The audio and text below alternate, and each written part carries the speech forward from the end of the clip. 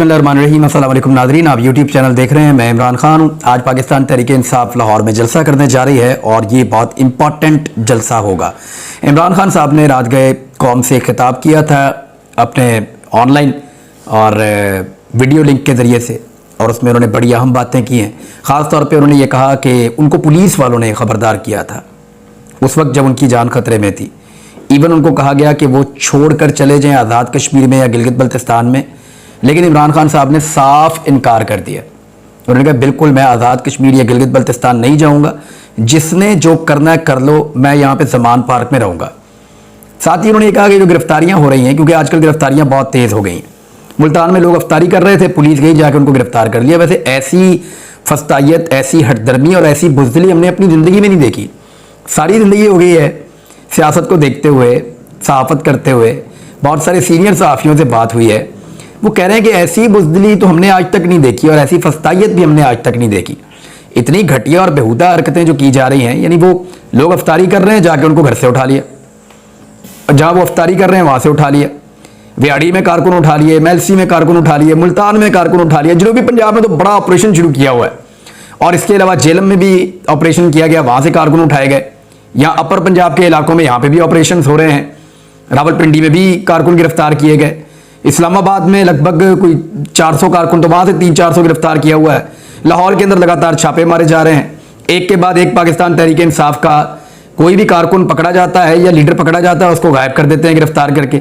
अभी अजहर अशवानी को social media वाला है, उसको गिरफ्तार कर लिया, पता ही नहीं 24 घंटे तक, बल्कि अब तो बहुत ज़्यादा टाइम हो गया है। दूसरा दिन होने वाला है, किस अदालत में कौन उसको पेश करेगा? मजाक बना के रख दिया पाकिस्तान का। हसन नियाज़ी को बलूचिस्तान भेज दिया एक ऐसे मुकदमे के अंदर, वो बलूचिस्तान गया ही नहीं। बलूचिस्तान में लोगों ने एहतजाज किया, वहां नामालूम अफराद में डाल के उसको इस्लामाबाद से बलूचिस्तान ले गए, और वो बलूचिस्तान गया ही नहीं। यानी आप अंदाजा करें कि फस्तायत इस वक्त कहां पे पहुंची हुई है। और ये सारा का सारा इमरान खान साहब को लगता है कि खौफ है। मुझे भी ऐसे ही लगता है। डरे हुए लोग हैं, सहमे हुए लोग हैं, इलेक्शन से भी भाग रहे हैं, पब्लिक से भी भाग रहे हैं, एहतसाब से भी भाग रहे हैं, सवालात से भी भाग रहे हैं। देने के लिए जवाब ही नहीं है। क्योंकि जब कोई जनरल बाजवा जैसी जिंदगी गुजारता है ना, तो रिटायरमेंट के बाद भी मज़ा नहीं आता। जनरल बाजवा साहब का जो मुबैना इंटरव्यू है, या इंटरव्यू उसको आप ना कहें तो शायद मेतला साहब का ये कहना है कि मेरी उनके साथ बातचीत हुई थी, और उन्होंने तो उसने मुझे जो कुछ बताया है वो मैंने वापस आके उसको याद करके लिख लिया, और मेरे पास तो अब पूरी किताब का मवाद है। जो बाजवा साहब ने मुझे कहा मैंने लिख लिया, अब मैं उसको छापता चला जा रहा हूँ। बाजवा साहब का कहना है कि जी मैंने इंटरव्यू को ही नहीं दिया, ये ऑफ द रिकॉर्ड बातचीत थी, और वो जो छाप दी है शाहिद मितला साहब ने। लेकिन शाहिद मितला साहब से मेरी जब बात हुई, उन्होंने कहा जी बिल्कुल 100% जनरल बाजवा ने बहुत सारी बातों में झूठ बोला है, लेकिन क्योंकि उन्होंने बोला इसलिए मैंने छाप दिया। अभी उन्होंने इसके ऊपर अपना सहाफती चेक नहीं लगाया कि जनरल बाजवा ने जो बोला वो ठीक है या गलत है। अभी उन्होंने ये फैसला नहीं सुनाया कि ये वाली बात जो जनरल बाजवा ने कही ये उन हालात और वाकयात के साथ मैच नहीं करती थी, या जनरल बाजवा झूठ बोल रहे हैं या सच बोल रहे हैं। इस बारे में शाहिद मितला कोई ओपिनियन नहीं दे रहे। वो कह रहे हैं जो जनरल बाजवा ने बोला, बेशक मुझे पता है कि ये वाली बातें झूठ हैं और ये वाली बातें सच हैं। तो मैंने कहा ठीक है छाप दो, तो मैंने सारा ही छाप दिया। अब वो एक एक करके चीजें आ रही हैं। जनरल बाजवा अगर इमरान खान के खिलाफ कोई बात करें शाहिद मितला के इंटरव्यू में, तो उसको तो आप समझे कि झूठी है। वजह यह है कि इमरान खान के ऊपर जनरल बाजवा को बहुत गुस्सा है। उन्होंने अपनी रिटायरमेंट का जो आखिरी साल है वो बहुत तकलीफ में गुजारा है। पाकिस्तान के लोगों ने जनरल बाजवा की नाक में दम कर दिया था। वजह क्या थी? पाकिस्तान के लोगों को लगता था कि रिजीम चेंज ऑपरेशन का मेन मोहरा ये है, और जनरल बाजवा बहुत गुस्से में थे। उन्होंने अपने इस बातचीत में खुद भी उनके हवाले से लिखा गया कि उन्होंने इमरान खान को भी कहा कि बहुत तंग आए हुए थे। उन्होंने गुस्सा इमरान खान के सामने भी करने की कोशिश की, जिस पे एक झगड़ा भी हो गया, और बगैर किसी नतीजे के वो दूसरी मुलाकात खत्म हो गई, जिसमें बाजवा साहब ने इमरान खान साहब को धमकियां दी कि मेरे पास तुम्हारी वीडियोस भी हैं। तो इमरान खान साहब ने उसके जवाब में वो बता चुके हैं पहले कि मैंने कहा था मैं कौन सा माजी में फरिश्ता था, ये तो अल्लाह ताला ने मुझे अब हिदायत दी है। तो वो वीडियोस अगर आ भी जाए बाजवा साहब के पास जो हैं, तो मेरे ख्याल में कौम अब नहीं मानती। कौम इमरान खान को किसी और नुक्ता नज़र से देख रही है कि ये मौजूदा हालात में, इस सिनेरियो में पाकिस्तान को और पाकिस्तानियों को रेस्क्यू करने वाला आदमी है। वो ये नहीं देख रहे कि इसका करैक्टर जो है माजी में कैसा था, वो ये देख रहे हैं कि ये करैक्टर अब हमें कहाँ ले जा सकता है। तो मेरा नहीं ख्याल बाजवा साहब अब डैमेज कर पाएंगे, लेकिन बाजवा साहब की जो मुबैना तौर पे जो उनसे मनसूब बातें छप रही हैं, उनको सुनने के बाद तो खौफ आने लगा। खौफ ये आने लगा है कि इस इंटेलेक्चुअल लेवल के आदमी के पास इतनी बड़ी कमान थी। यानी मैं सीरियसली मैं वाकई परेशान हूं कि जनरल बाजवा साहब से मंसूब जो बातें छप रही हैं, अगर वाकई वो ये बातें कर रहे हैं, यानी इससे पहले छपी, मेरे पास वीडियोस हैं, मैंने खुद रिकॉर्ड की हुई हैं। वो भाई कौन करता है ऐसे, और अगर करता भी है तो बोलता कौन है अपने मुंह से? इस लेवल का आदमी कभी ऐसी बात ही नहीं करता। कौन सा आर्मी चीफ है जो रिटायरमेंट के बाद कहेगा जी जजेस भी बहुत गंदे थे, वो जज बहुत कमजोर था, वो जज की फैमिली ऐसी थी, वो जज की फैमिली इस तरफ को टिल्ट था, वो सारे ये कर रहे थे, ये गलत फैसले दे रहे थे, मेरे जूनियर फौजी भी गलत कर रहे थे, हमने सहाफियों को उठा उठा के फेंटियां लगाई, थोड़ा सा ओवरडू हो गया, उसको नौकरी मैंने दिलाई, सहाफी को उसकी नौकरी मैंने छीनी, मैंने वजीर आजम पाकिस्तान को डांटा, वो बात नहीं सुनता। ये कौन कहता है आर्मी चीफ यार, फॉर गॉड सेक? यानी इस मेंटेलिटी का आदमी इतने अहम ओहदे के ऊपर रहा है पाकिस्तान में, अल्लाह रब्बुल इज्जत का हम सबको शुक्र अदा करना चाहिए कि हम किसी बड़े साने से बच गए हैं। अगर तो ये सारी चीजें जो उनसे मंसूब की जा रही हैं ये दुरुस्त हैं, तो मैं कंडीशनल बात कर रहा हूं कि जो चीजें जावेद चौधरी साहब ने, जो चीजें आफ्ताब इकबाल साहब ने, और जो चीजें शाहिद मित्तला साहब ने, तीनों जो है सीनियर लोग हैं, और एक तो इतने सीनियर नहीं है शाहिद मित्तला साहब, लेकिन ये संजीदा लोग हैं, संजीदा लोग हैं। और इन्होंने जो बातें बताई हैं जनरल बाजवा के हवाले से, कि उन्होंने हमें बताई तो हमने आके यहां पे लिख दी हैं, ये हम बता रहे हैं, तो ये जो बातें हैं ये बड़ी अलार्मिंग है। ये बातें जो उनसे मंसूब की जा रही हैं, अगर ये हैं तो अल्लाह ताला का शुक्र है कि पाकिस्तान एक बड़े खुदा न खास्ता किसी नुकसान से बच गया है। यानी इस तरह की सेंस वाली शख्सियत के पास इतना सारा इख्तियार होना, ये बड़ी खौफनाक चीज़ है, ये बड़ी खौफनाक चीज़ है, और उसके नताइज पाकिस्तान ने भुगते भी हैं। एक मौका पर जो है वो शाहिद मित्तला साहब लिखते हैं कि हमजा शहबाज को जब वज़ीर आला बनाया तो मैंने बहुत क्लास ली शहबाज शरीफ साहब की, और वो सर फेंक के सुनते रहे, और वो डांट सुन लेते हैं। इस किस्म की चीज़ उन्होंने लिखी। इसको कहते हैं बूट पॉलिश। बूट पॉलिश ये नहीं होती कि आपने बूट हाथ में पकड़ा और आपने पॉलिश ली, उसके साथ ब्रश को लगाया, फिर आपने उसको, ऐसे नहीं होता बूट पॉलिश। बूट पॉलिश होता है कि आप झूठी तारीफें करते हैं, सर आप बहुत अच्छे हैं, भाई बाप हैं, आपसे अच्छा कोई नहीं है, आप जब जूता मारते हैं ना सर क्या मजा आता है सर, वाह वाह वाह वाह, इस किस्म, इसको बूट पॉलिश कहते हैं। सर जब आपने पिछली दफा मेरी बेइज्जती की ना, मैंने जाके सोचा आप बिल्कुल ठीक कह रहे थे, इसको कहते हैं बूट पॉलिश। सर वो जो आपने मुझे मशवरा दिया था ना, मैं सर बड़ा गधा था, मैंने आपकी बात नहीं मानी, बड़ा काम खराब हो गया सर, वाह वाह वाह सर, आप क्या कहने सर, आपके आप जैसा अक्लमंद आदमी मैंने अपनी जिंदगी, इसको बूट पॉलिश कहते हैं। इसको कहते हैं सर आपकी बात मानी होती ना तो आज पता नहीं पाकिस्तान कहां से कहां होता सर, इसको कहते हैं बूट पॉलिश। जब सर डांट रहे हों, जब सर बेइज्जती कर रहे हों, तो वजीर आजम लेवल का आदमी जब सर झुका के नीचे रख ले और बेइज्जती करवाता चला जाए और शर्मिंदगी महसूस ना करे, इसे कहते हैं बूट पॉलिश। और शरीफ खानदान का बूट पॉलिश के अंदर कोई सानी नहीं है, जबरदस्त बूट पॉलिश करते हैं, कमाल किस्म की बूट पॉलिश करते हैं, और बूट पॉलिश करने से बदमजा भी नहीं होते। हाँ ये जरूर है कि वो फिर अपने से नीचे लोगों को एक्सपेक्ट करते हैं कि जैसे हमने अपने से ऊपर लोगों के बूट पॉलिश किए हैं, हमसे नीचे जो लोग हैं वो भी बिल्कुल इसी तरह हमारे बूट पॉलिश करें। लेकिन अब सारे लोग तो नहीं करते ऐसा, लोगों में अवेयरनेस आ रही है तो लोग अब बूट पॉलिश नहीं करते। बहरहाल शहबाज शरीफ साहब के बारे में बाजवा साहब ने बड़ी तारीफ की कि वो बात सुन लेते हैं, सर झुका के डांट भी सुन लेते हैं। तो पस साबित हुआ कि इमरान खान सर झुकाकर बेइज्जती करवाने का आदी नहीं था, उसको इस बात की आदत नहीं थी, वो सवाल पूछ लेता था, वो आर्गुमेंट करता था, और एक पढ़ा लिखा आदमी था, और सामने आकर जो है वो मुकाबला भी करता था कि ये ठीक है और ये गलत है। तो ऐसा आदमी कभी भी साहब बहादुर को पसंद नहीं आ सकता। हर एक की अपनी अपनी शख्सियत होती है ना, अपना अपना तरीकाकार होता है।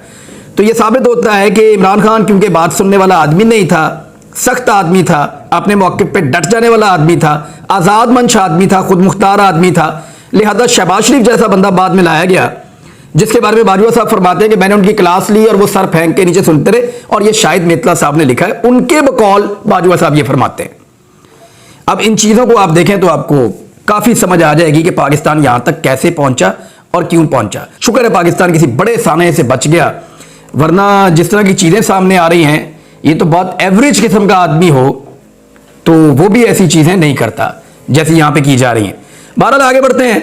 इमरान खान साहब ने क्लियरली कहा लोगों को कि आ जाओ जलसे में, खुलकर आ जाओ जलसे में, और बड़ी तादाद में आना है। मुझे नहीं लगता कि इमरान खान को इससे पहले पाकिस्तानियों की कभी इतनी ज़रूरत थी, क्योंकि इससे पहले कभी ऐसा जलसा होने नहीं जा रहा था जिसमें इमरान खान साहब के बंदे गिरफ्तार हो रहे हैं। कभी ऐसा होने नहीं जा रहा था कि इमरान खान साहब की कहीं भी हुकूमत नहीं है और हर तरफ से वो फंसे हुए हैं और वो एक बड़ी तहरीक को लीड कर रहे हैं। कभी ऐसा नहीं हुआ कि इमरान खान साहब के ऊपर 100 से ज़्यादा मुकदमे भी हैं और उनके तमाम करीबी साथियों के ऊपर भी मुकदमे हैं और उनके तमाम करीबी साथियों में से जो बहुत करीबी एक हल्का है उनमें से लोग गिरफ्तार भी किए हुए हैं। इतने प्रेशर के अंदर इमरान खान साहब कभी नहीं खेल रहे थे और जब आप इतने प्रेशर के अंदर खेल रहे हों अपने होम ग्राउंड लाहौर में तो फिर आपको होम क्राउड की सपोर्ट की जरूरत पड़ती है। देखते हैं कि लाहौर के लोग इमरान खान के साथ किस लेवल तक जाकर खड़े होते हैं। दूसरी जानिब अली अमीन गंडापुर और उनकी फैमिली का जीना हराम कर रखा है। यानी अगर इमरान खान साहब के बाद सबसे ज्यादा किसी को परेशान किया जा रहा है तो वो अली अमीन गंडापुर को किया जा रहा है, क्योंकि वफाकी हुकूमत यह समझती है कि अली अमीन गंडापुर वो शख्सियत हैं जब भी इमरान खान साहब इस्लामाबाद आएंगे तो वो अहमियत इख्तियार कर जाएंगे और उनके साथ आने वाले नौजवान और क्राउड एक बड़ी अच्छी फोर्स बन जाते हैं इमरान खान साहब की मदद के लिए। तो अली अमीन गंडापुर को हर हाल में गिरफ्तार करने की कोशिश की जा रही है। उनके भाई के बकौल फैसल अमीन गंडापुर साहब ने इसको जो है वो एलेबोरेट किया एक ट्वीट के अंदर। उन्होंने कहा गुज़िश्ता 3 दिनों में ये तीसरा छापा हमारे घर पे मारा गया है, कोई लीगल वारंट नहीं है, अली अमीन गंडापुर के पास जमानतें मौजूद हैं और कोई भी चीज़ पेंडिंग नहीं है। तकरीबन 50 जाली मुकदमात उनके खिलाफ बनाए गए हैं और वो पुलिस वालों से खड़े होकर बात भी कर रहे हैं। दोनों तरफ के लोग वीडियोस बना रहे थे, पुलिस वाले आए उनसे बात कर रहे हैं कि यार हमने किया क्या है, क्या हम इस मुल्क के वफादार नहीं हैं? हमारे ऊपर गद्दारियों के बगावतों के मुकदमे दर्ज कर रहे हो, दहशतगर्दी के मुकदमे दर्ज कर रहे हो। क्या दहशतगर्द यहाँ पे हमारे ऊपर हमले नहीं करते? क्या पुलिस के ऊपर हमले नहीं करते? क्या आप लोग दहशतगर्दों के पीछे ऐसे जाते हैं? वो सवालात मैं देख रहा था और पुलिस वाले के चेहरे पर भी मैं देख रहा था कि वो बेचारे के चेहरे पर बेचारगी है, शर्मिंदगी है कि हमें किस चक्कर में फंसा दिया इम्पोर्टेड हुकूमत ने।